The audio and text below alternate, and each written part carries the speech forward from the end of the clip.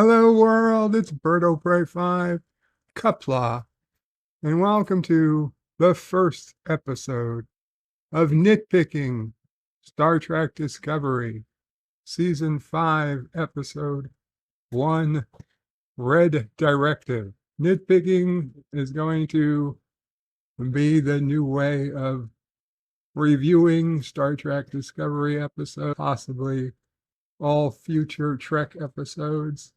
I don't think it's worth it to do a full episode review anymore. There's just seems to be no reason to bother. So we're just going to go nitpick the episode and we'll see how that gets us. Let's just begin. Obviously, there's going to be spoilers here.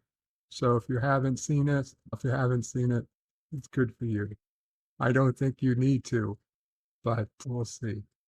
What year is this taking place? My first nitpick. Okay, the very beginning of the episode starts with Michael Burnham jumping around on the back of a hull of some presumably alien vessel. She's shooting her phaser directly at the back of the hull. She's stuck on it with magnetic boots.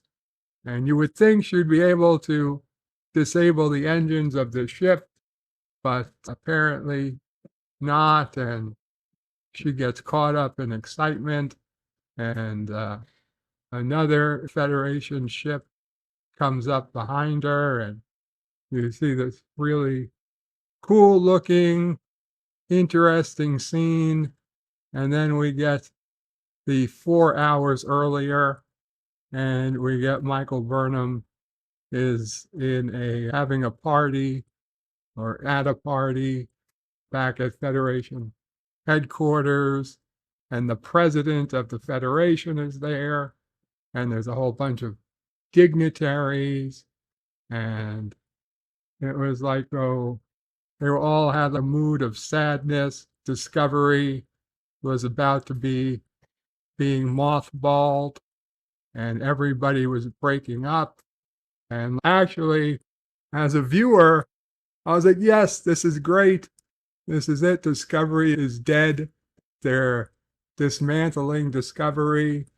The crew is going to be separated, and everybody will be able to soon forget Discovery ever existed.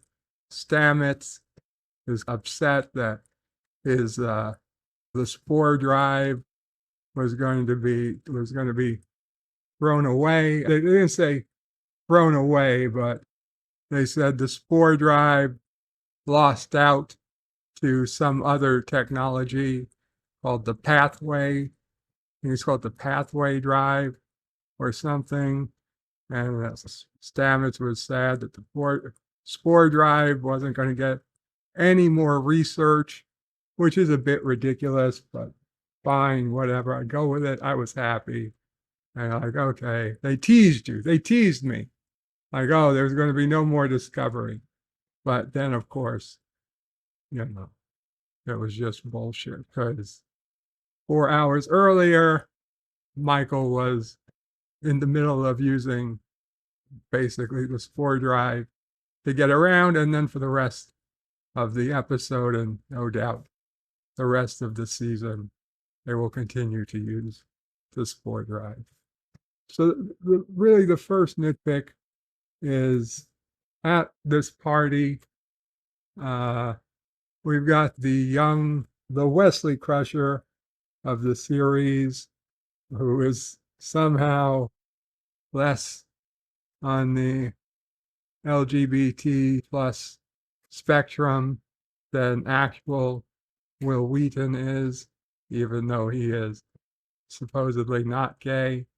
Her name is, or they, I'm not sure the pronouns in use, but say their name is Adira Tal, who is a human being, but has a Trill symbiont in her body. The Trill symbiont was her non-binary boyfriend named Gray, who was a real Trill, but a young Trill. who was a joined trill to a young body. They were both like 15 years old and in love when we first found them. And now somehow Gray, that trill, who had died and become part of the trill that was then put into Adira's body, Gray decided that he still wanted to live, even though he had died. And they created last year a synthetic body so that Gray could live again somehow. And Gray's conscience was taken out of the trill that was part of Adira and put into a synthetic body. But then Gray decided he didn't want to stay with Adira, and the synth Gray decided he was going to become one of the people on Trill that takes care of the Trill symbionts. Now he doesn't have a symbiont because he's not even alive. He's not even a real person. He's a synthetic that has the brains of a dead person. It's beyond, I don't even know. It makes me sick to even attempt to understand that situation. The point is, they don't know what fucking year it is somehow. Like, it's a millennium celebration, but they're like, it's about 1,000 years, and they didn't want to count the burn. Now, the burn was like a few hundred years ago. It wasn't like the burn was 20 years ago.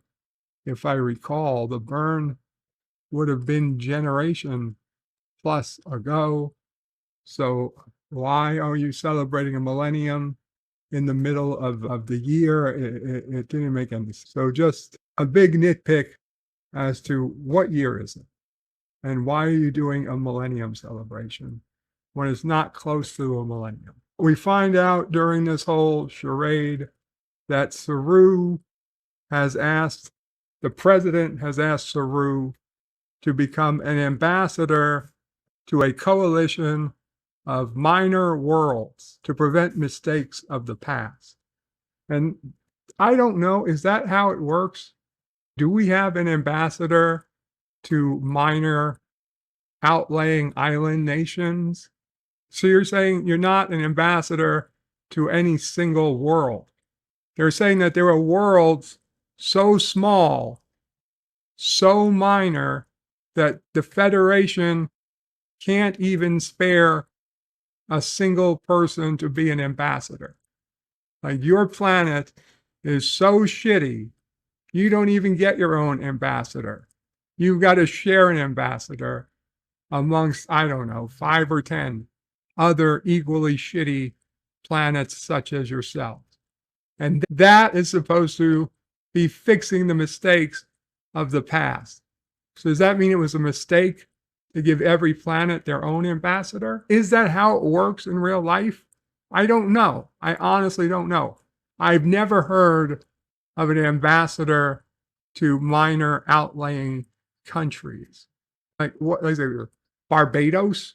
Does Barbados not get its own ambassador because it's not quite big enough? I mean, who decides which planets aren't big enough? And how, I don't know. I don't know who goes off. And if it is done like that way today, that's pretty shitty. And it's pretty shitty. You know what? Just give everybody their own ambassador. It's not that expensive in the scheme of things, especially when you live in the future where presumably money isn't really a thing. It seems cruel to list a planet as so minor you don't even get your own ambassador. Next to nitpick, Dr. Kovich is back, and he apparently has the secret word or the secret phrase that actually gets Michael Burnham to follow orders. Okay? So Michael Burnham, she got beamed, presumably. Admiral Vance of Vance Refrigeration came to see Michael at this party, and he hands her an infinity symbol, and she picks it up, and she's like, "What's this?" And she immediately gets beamed into what they call the Infinity Room, which is an all-white room, and it just had Dr. Kovich, Michael Burnham, and Admiral Vance in it. And she's like, "What is this?" And Dr. Kovich, once she gets there, he heard her say it somehow. And he's like, "It means you're done shaking hands for the night," because that's what the president had her doing, shaking hands. And so Dr. Kovich tells her that he's got this top secret mission for her, and he doesn't give her any real info as to what exactly they're going there to do. He's just got to get there and follow your orders. And Michael Burnham, as usual, is going to question and says, "I need to know what's going on." And he's like, "Nope." "This is a red directive." That's the name of the episode. Season 5, episode 1, red directive. And Michael Burnham hears, "Oh, red directive." And all of a sudden, she stops asking questions and follows orders. So this whole time, had we just known the secret code was red directive, Michael Burnham would have shut the fuck up and actually did what she was told to do. Michael Burnham is told to get Discovery, get to the edge of the Beta Quadrant. They found an 800-year-old Romulan ship, and they need to get what's on the ship before the bad guys do. Why would the bad guys all of a sudden know where the ship is? Because apparently the Federation probe, which found the Romulan ship only minutes ago, the bad guys are constantly tracking, listening in on Federation comm systems. The fact that the probe radioed back to Federation headquarters that this ship was found and presumably had some notice of what was on the ship, that info went through communications. And because it did, now everybody knows that the ship was out there, which I guess begs the question, why put this across the comms if you knew doing so was just going to make it a giant target?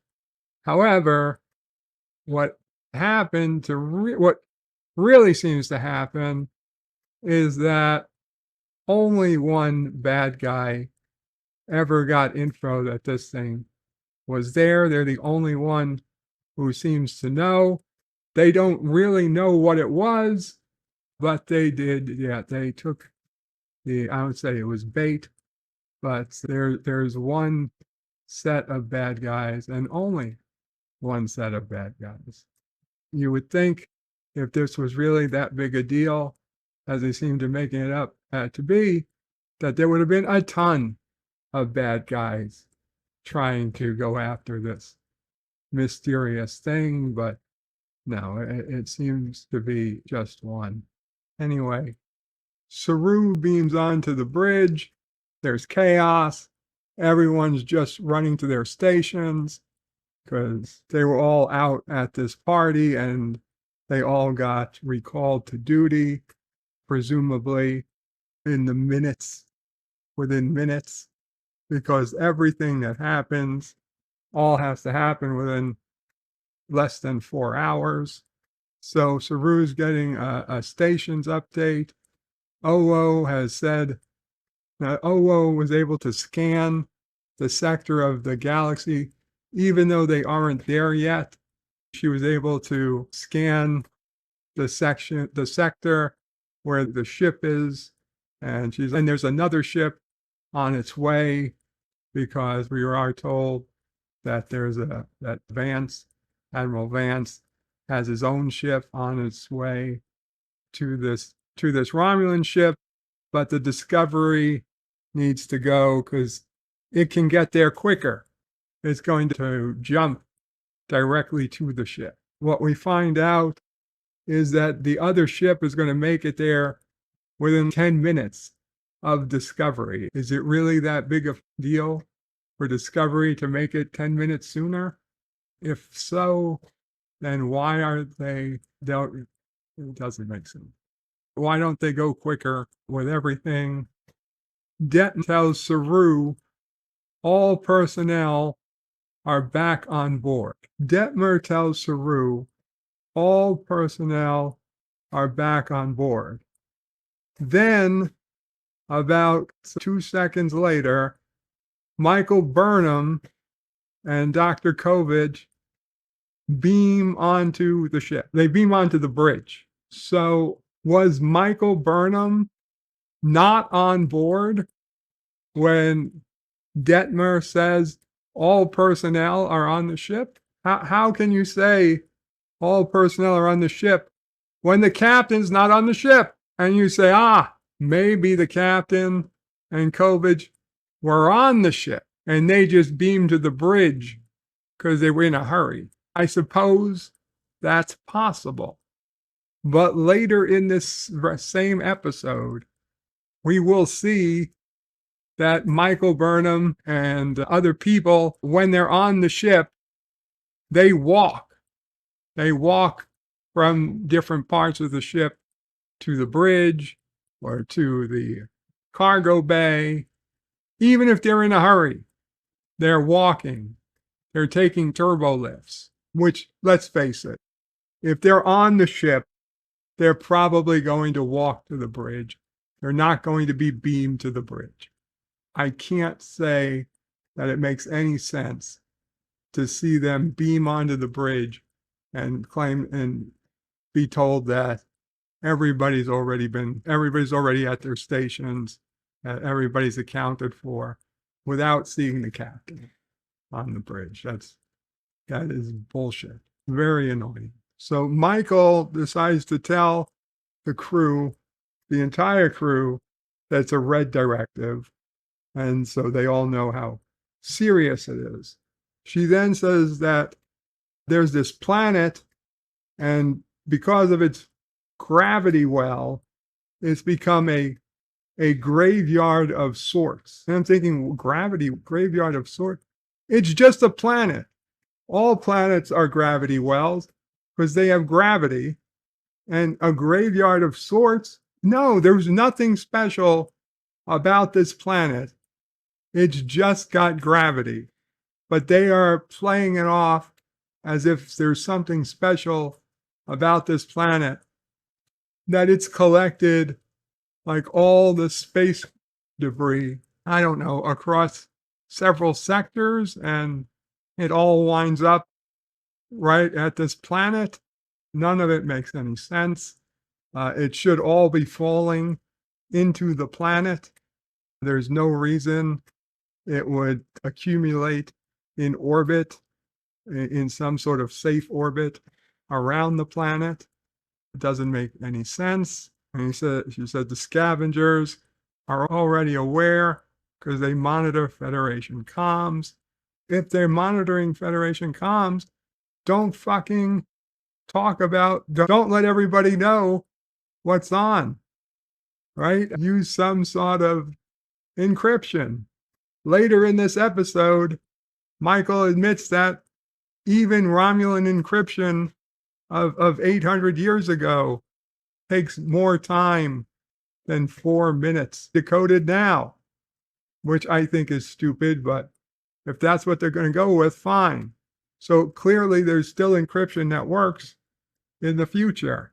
Use it. Okay, so back on this Romulan ship that has been adrift for over 800 years, barely has power left. Okay, this ship has got to be so weak that you would think it would explode at any moment. What do they do to get past a locked door?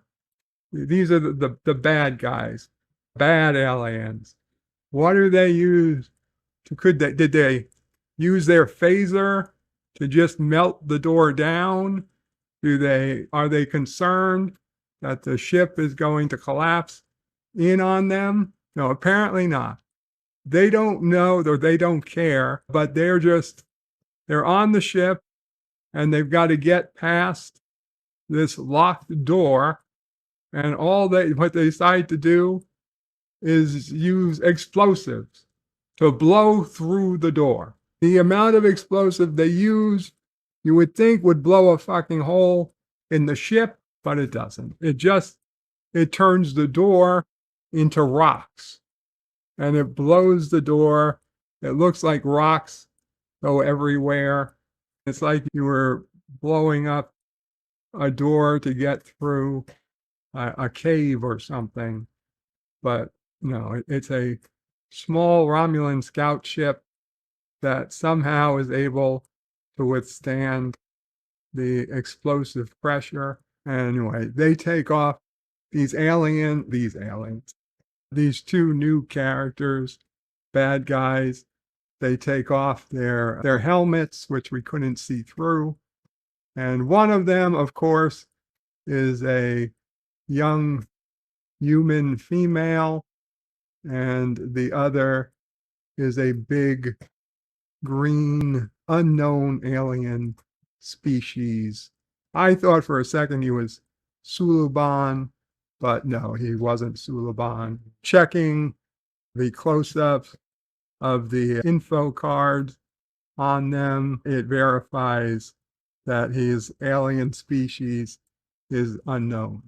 And the woman verifies her species is human, although her planet of birth is unknown. And the first thing she says is breathable atmosphere, my ass. So, yeah, just that's the type of language we're going to get. Certainly not the language I remember from the Star Trek I remember. They're talking about how seconds count, and they've already gotten everything of value from the except apparently the most valuable thing. Like the guy alien is saying, listen, we already got enough of this stuff from the ship. Why don't we just go get a hollow suite and we have some fun? And the girl is, do you want the pebbles or do you want the stone? He's okay. And he's, how long do we have before the Federation comes? The ship's on its way. It's like maybe 8 minutes. He's like, yeah, maybe 8 minutes. But then he's like, oh, there's another ship on its way too. And then it got the Discovery. Oh, how did that get here so quickly? And the girl is, it don't matter. Let's just get this done. And so they go on a mission. Now, if they were already on this ship and they already got some things, why are they back? Why did they come back now? They say it in the speeches there that they've already been here. They've already picked up stuff. Why are they back? I don't know. Michael Burnham is on Discovery, and in front on the bridge, she tells the crew that she's going to beam over because they said, oh, there were 2 life signs on the Romulan ship, but they disappeared. And they're like, oh, maybe the Linus guy, maybe they just left. But they said, oh, more likely they cloaked themselves. So Michael says, okay, set phasers to stun. And then we get this big scene where Dr. Kovich steps in and says, that may not be sufficient. And Michael Burnham questions him And I'm ordering you to go over there and finish this by any means necessary. But he doesn't actually tell her to not use stun. And Michael Burnham says, but sir, force is only called for, and he cuts her off. And I know, your order is to go there, get this, and get back, and don't let anything else get in your way. Fine, whatever.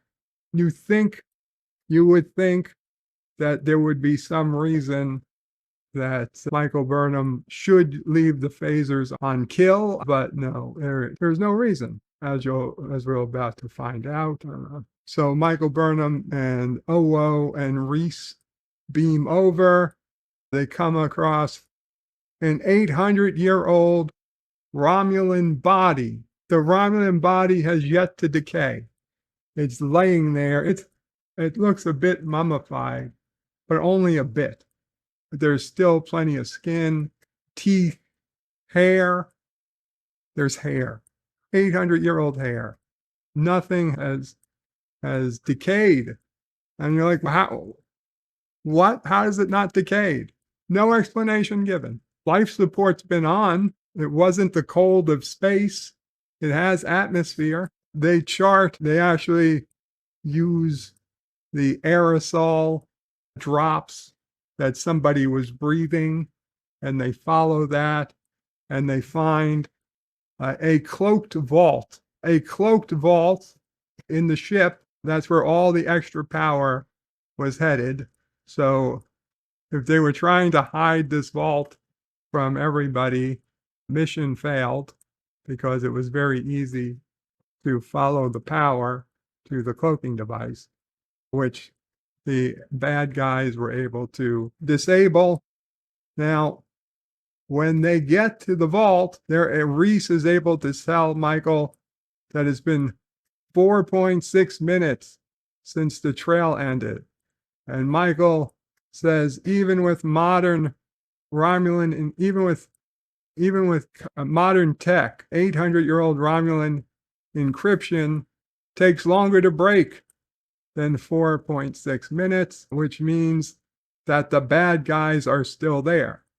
Now, if it takes longer for them to break in than 4.6 minutes, then obviously the vault wouldn't have been open. Obviously, they could do it in that time. Now, why could they not beam back? You want me to believe they had time to open the vault, but not beam away. That doesn't make any sense, especially when we know transporters are instantaneous now. They're part of, at least for Federation, for Starfleet, they're built into the comm badge. You would think that for anyone, you could have handheld transporters that would instantaneously take them back to their ship. It was everybody who had a ship had the same transporter tech in earlier seasons, but for whatever reason, these guys don't have access to the same transporter tech. And so, sure enough, rather than beaming to their ship and getting away, they decided cloak themselves and wait on the ship right in the same room, and they have to engage in a firefight with Michael and Reese and Owo. And these are the guys who we were told were so dangerous that their setting phasers to stun might not be effective enough. But what we find out is that these bad guys are going out of their way not to hurt, not to kill anybody. They fire at Owo and Reese, and they get the first shots. And instead of even stunning them, they just simply put them in some sort of force field where they're stuck in a bubble. It's an annoyance. They're like, oh, Michael, we can't move. We're stuck. we're stuck in a bubble. So Michael's, yeah, I'll be back for you. Owo and Reese are just stuck in a bubble, and Michael goes after the aliens, the human and the alien, and they meet up in a hallway, and Michael, whose phaser is still on stun, but is shooting it a Tommy gun, full automatic, 20 or 30 bursts a second, but they're all stuns. They're all stuns, and the bad guys come out, and she's like, "You need to surrender, or you're going to have a bad day." And the girls, "I'm not going to have a bad day. You're going to have a bad day." And the guy throws a bomb of some sort, and it looks to be the same technology as we saw in Picard season 3, that it opens a rift in space like the portal gun, and Michael Burnham falls through a hole that opens in the floor of the ship, and she ends up in the vacuum of space. But because it's the future, and she has the fancy futuristic badges, communicator badges that have all the fancy tech on them now, she falls through the hole, and instantaneously, before she can feel from the damage from the vacuum of space, her emergency Iron Man suit pops out and surrounds her.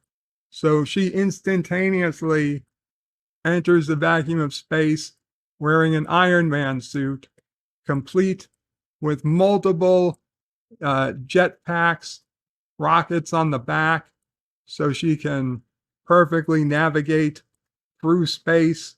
She can travel wherever she needs. And she's, of all the places, this portal gun could have deposited her, it was virtually right above their own getaway spaceship. If they had put this gun to deposit her anywhere else, the far side of the planet, somewhere else in the system, God forbid, into the corona of the star, or just anywhere far away, anywhere but 100 feet or 100 yards away from their spaceship, they would have been fine. They would have gotten away, and they'd never have to look back at any of this. But they decided, or maybe it was just bad luck, that the gun opened directly above their spaceship.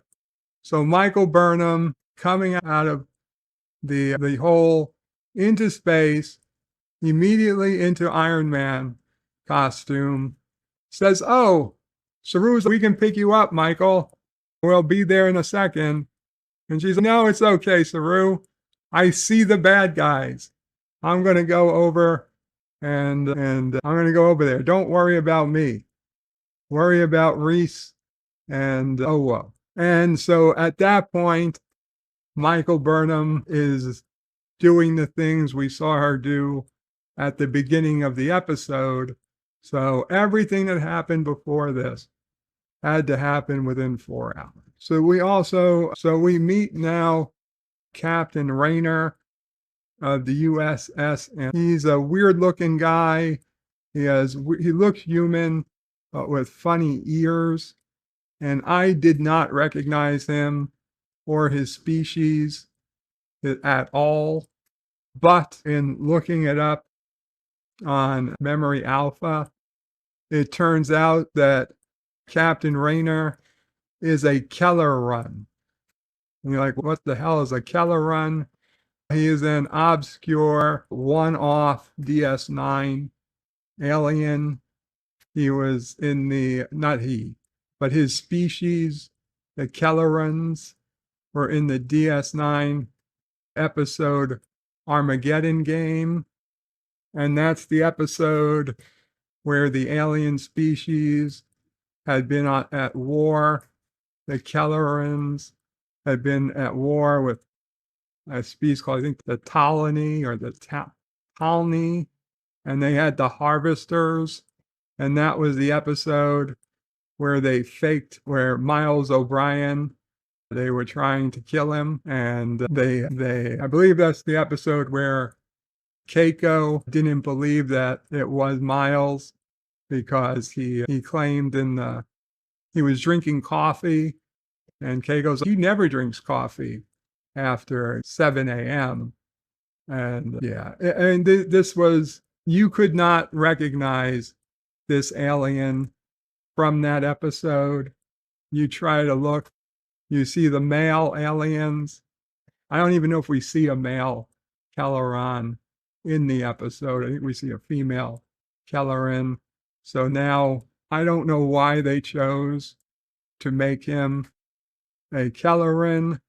I don't know if it'll tie into something later, but I guess they decided we have all these alien species we've brought up before, might as well use them again, which is actually, that's fine with me. Not a nitpick.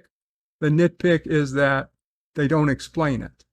They don't explain who he is or what his species is or any type of reason for it to tie into another species. So we go back so Michael Burnham is fighting while standing on the back of the bad guy's hull. There seems to be no reason for her to be standing there except to bring up the dramatic tension. She could be fighting with the captain, Captain Rayner, from Discovery. Why she doesn't just beam back to Discovery, I have no idea. The entire mission falls apart, and Dr. Kovich tells Michael, you better, this is the part where you tell me you have a brilliant plan to get the mission back on track. And basically Michael's plan is to get Book, go get the Book back. Book was arrested, I believe, at the end of last season. And so he's basically been doing forced charity work, as you would say. He's doing what the Federation requires. He's been working on getting refugees resettled, but Michael Burnham says he would be the way, he'd be the one who can help find out where the bad guys went. Because the bad guys, they set off a bunch of devices that all went in 20 different ways. So they don't know where. They all had a fake warp signature. And Antares and the Discovery, it'll take them a few days to figure out which was the correct warp trail for the alien ship. There was a bunch of drones that made these fake warp trails. Since when does a warp trail go directly to a new destination? Book comes in, and these so-called trails are all going to final destinations. That doesn't make any sense. A warp trail is just an initial heading. It's not supposed to go the entire way. Right? If I was being chased, I would head off in one direction at warp for a couple hours, especially if I was cloaked, and then I would change direction. Hell, I would probably change direction a dozen times, and then I would head to where I was going once I was certain nobody was following me. But no, in this, apparently everybody just decides to make a straight line dash for wherever they were headed. So Book is able to, in literally 2 minutes, he's able to figure out exactly where they're headed, where the aliens are headed. And it's okay that Michael Burnham can get there with Discovery, because you can see they jump to right wherever Book is. So wherever Book is in the galaxy, Discovery is only a few seconds away, because that makes sense. That's the whole point of the Discovery. What doesn't make sense is how the USS Ataris, however, Captain Rayner's ship, how does it make it? The USS Antares, how does it make it to Book's place damn near instantaneously? That should take quite a bit of time. Michael Burnham, Admiral Vance, but Admiral Vance is there as a hologram. Dr. Kovich, he's there because he was on Discovery. Book, and because Book was there, and Captain Rayner are all there having a mission meeting, and they know where the bad guys are headed, and Vance tells Michael to keep Book on board, bring Book with her, and that everybody is to head over to this planet where their Book is sure they're headed, and to complete the mission. So Captain Rayner asks, is this my mission or her mission? And Admiral Vance says, oh, you guys should try to work together. Now that's another bullshit thing. Admiral would certainly tell somebody there would be a definite order of operation of who's in charge. There would never, in a military situation, there would be no guess as to who's in charge. No bullshit work together. There would be you are in charge. Either Michael's in charge or Rayner's in charge, not both.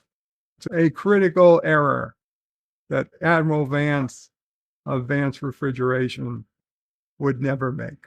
When Book beamed up, he seemed to beam up to the shuttle bay. Michael and Book are walking around the ship. Tribble falls off the wall, because why not? They have to have tribbles. But it does make sense that we do at least see that even though they were in a rush, Michael and Book are walking from the shuttle bay to the conference room where Dr. Kovich is. And even though they're in a rush, they walk. They do not just beam to the conference room. So just something to notice, because earlier we saw ridiculous. We're thought to believe that Michael Burnham was on the ship, but beamed to the bridge. And I don't believe it. Anyway, so Book tells us that the place they want to go is whatever the name of a planet is, and Qapla. There's a dealer on Qapla named Fred, and Fred loves the old stuff. So they ask Fred who, and he's like, it's just Fred. Now I'm thinking that's a Fred Flintstone joke, because the Flintstones is about old things, and this guy was only interested in old stuff. Now, granted, it's not Flintstones age stuff, but it is old stuff. So we don't know anything about Fred yet, but there's going to be something interesting about Fred. Then we get Tilly. Tilly has some type of girl crush on some guy that, I'm sorry, I do not believe would be attracted to Tilly. I don't believe he'd be attracted to any woman. But really couldn't picture this as a believable situation. Tilly needs some explanation. Okay, I'm sorry. I don't want to make jokes about Tilly's weight, but we need some explanation of what the hell is happening to Tilly. Like maybe if she got pregnant with some sort of space alien that's much larger than a human baby, and that the doctors are laughing at her. Like that's her. You aliens, whatever alien species, are well known to give hell to the bodies of human mothers, that they could put on 100 pounds and take 2.5 years to gestate instead of the 9 months. Maybe in the future, maybe it's a 5-year gestation. You could get away with that. You can make it believable.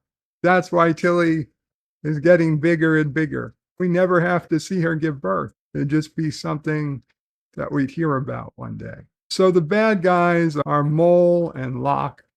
Mal is the female. Locke is the guy. They meet Fred. And immediately we can see Fred looks a lot like Data. Now it's not Data, but it's very similar to Data, the same makeup as Data. It was just as if you had some other guy playing Data. The yellow eyes. Now he does talk he seems to understand feelings. So you could tell he might be a little bit more advanced than Data, but he's a Data type android. And that's going to be an issue, but we'll get to that later. So understand, Fred is a dealer. He buys and sells different things. He likes older tech. He likes 24th century technology, and he's a lot like a pawnbroker, PAWN, okay? And like Pawn Stars on the History Channel, Rick Harrison. If you watch that show, you have some idea of how the game works.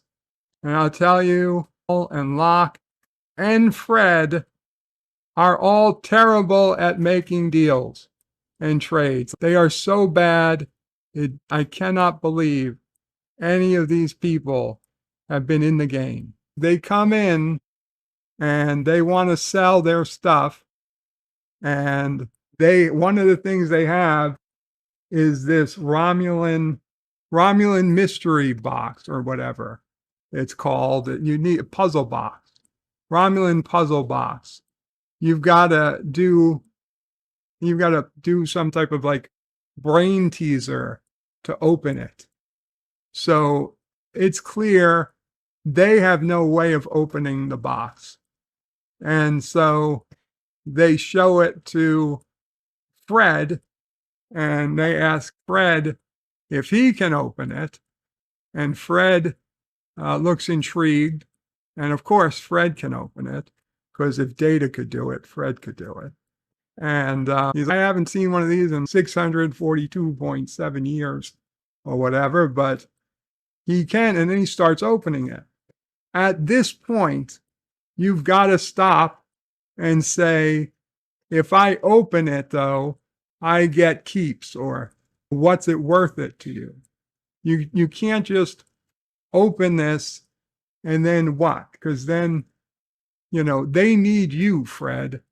They need you more than you need them. So in a real world situation, before Fred opened the box, he would have already made a deal with them. Like, I'll buy it sight unseen, or it's worth something. If you don't, I'm not just going to give it to you and give it away. No, that's not how it works. But for whatever reason, Fred just opened the box, and he reads the book inside. Now that's another thing. They should have stopped him from reading the book once he opened it until he paid for it. Because if you just let him read it, then what the fuck does he need to pay you for it? Regardless, they fuck it all up, and Fred reads the book and decides that he is just going to pay them 3 bars of gold pressed latinum for all the stuff. And they're like, no, that's not nearly enough. And he's, then you can just leave because I'm not giving this back to you. To their credit, they're like, no, we're not going to take that deal. And then, for reasons unknown, these Fred had some bodyguards that had removed all the weapons from Mal and Locke. But of course, they must have missed some because Mal and Locke start fighting back. For some reason, Fred has the world's shittiest phaser, and it doesn't work. He can't get any shots off. He finds another shitty phaser that he shoots like an idiot, has no idea how he's never shot a gun before. Where he's an android, he should have perfect aim. He should have been able to take them all out in seconds. But even with his bodyguards, of course, Locke and Mal and Locke overpower. Locke shoots Fred like 18 times, and he doesn't die yet. It takes Mal, who got shot once. You would think she was dead. No. For bad guys, they all like to use stun. And then for some reason, Mal decides to execute Fred, and they leave. Anyway, Michael, Book, and Captain Rayner come by, and they see the doors open. They know something's up. They go in, and Fred is dead. Fred is dead, laying there. There's a bodyguard laying dead too, but nobody gives a shit about the bodyguard. Captain Rayner goes over to Fred, who is clearly an android, touches him, and says he's still warm. He is still warm. Can't have gotten far. There's an actual, human being, but an actual biological alien 5 feet away he could have touched and made the determination that he was still warm. But no, the android body was still warm. And that's what they go with. So then Michael has Saru beam up Fred. Michael's looking over Fred, and she says, scan his memory. He may have family. They should be notified. And completely ignores, again, the dead biological body. The bodyguard, nobody gives a shit about him or his family. Nobody beams up his body. He's just left there to rot. Left to rot. Okay, so now we're at the part that I like to say is, let's play Star Wars, because we got them riding around in sand runners, which are, motorcycles in the sand. They're going out to stop the bad guys from leaving town. They have motorcycles chasing a spaceship. For whatever reason, the spaceship doesn't want to go up into space. The spaceship wants to hide in tunnels outside of town. And why do they want to go in the tunnels? And Book is, if they go up into space, the Discovery and the Antares would catch them before they left orbit. But if they go into the tunnels, they can come out far away. What the fuck are you talking about? How far away could a tunnel possibly take you? What, 10, 20, 30 miles maybe? You're telling me where the fuck the tunnel is going to take anybody? There are no tunnels underground that go the length of a fucking planet. Even if they did, it's not going to take them out of sensor range. It doesn't make any fucking sense. Literally, I feel dumber for having heard the explanation that this alien spaceship, which is a big ship, is looking to go through a fucking tunnel that's going to take them out far enough away that they can get away. No, it doesn't work like that. I'm sorry. There's no way it works like that. So Stamets and Dr. Culber are doing an autopsy of Fred, and they find out that his memory chip has a serial number that starts with AS. And Stamets is, AS, Altoon Soon. He's saying this design was based on Altoon Soon's design, so they honored him with an AS in his serial number. Now, Altoon Soon was the human son of Dr. Nulian Soon. Nulian Soon is the scientist who designed data and lore and B4. And very clearly, this Fred was an offshoot of data, lore, and B4. Okay? Altoon Soon, he was the guy who designed the synths that were used in Star Trek Picard. And those synths were organic. They were human looking. That's what Picard's synth golem body was used, made of the future tech. That tech was biological. They did not have the yellow eyes and the pale skin that Data had. So Stamets is wrong here. That Fred is not an Altoon Soon design. Fred is a Nulian Soon designed android. It's a ridiculous.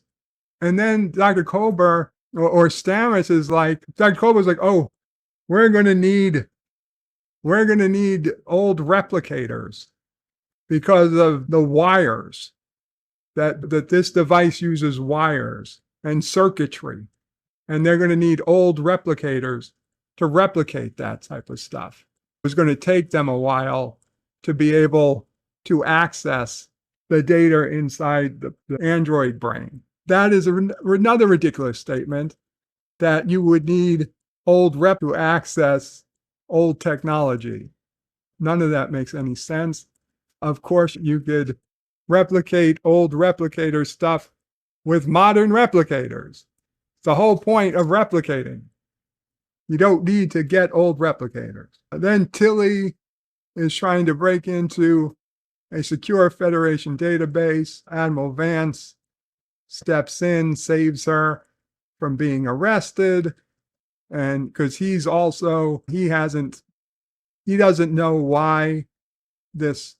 what this red directive is about either, because it's being held from him. So he decides to let Tilly break in so he can see the answers himself. While I get that and all, it's weak. It's weak sauce.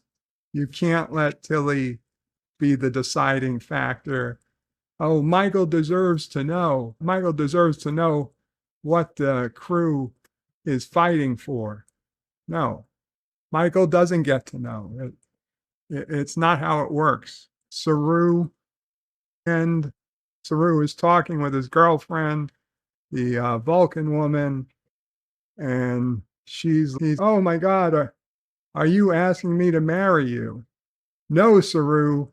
She asked if she can marry you. There's a distinction there. I'm surprised that the woman didn't call him out on it and correct him, because she asked if she could marry him. He asked, are you asking if you can marry, if I can marry you? She's asking, can she marry you? And then at the very end, we find out with Michael Burnham telling Dr. Kovich that basically he won't figure out this mystery without her, because she's already got the correct place to go, because Tilly was able to find some secrets. And we find out that the book that Fred read, and that was they were able to repiece together Fred's mind. They were able to get out that he read the book that was in the Romulan mystery box or whatever, and it said that's a secret that must remain secret at all costs. And yet then it decides to put clues to find the secret that must remain a secret at all costs. Why would you make clues to find something if the whole point is that it must remain secret at all costs? If you're about to die and nobody else knows it, then just die and don't tell anybody about it, and it'll remain secret forever. It doesn't make sense. Why would you put this whole big thing to find something that you say should never be found? It hurts. It hurts. And this is why oh my God. I've watched the second episode as well, too. And I'll say, I don't think doesn't get much better, guys. There might be less. I think there's less overall issues, because the next episode 2 just seems like a snore fest. But it doesn't look better. Anyway, I hope that works for you guys. We'll see. I'll see what I can do with episode 2, season 5, episode 2 next week or later. Yeah, it's already next week. Later at some point, and we'll see. So thanks, guys. Please subscribe, share if you could, and see you again soon. Bird out.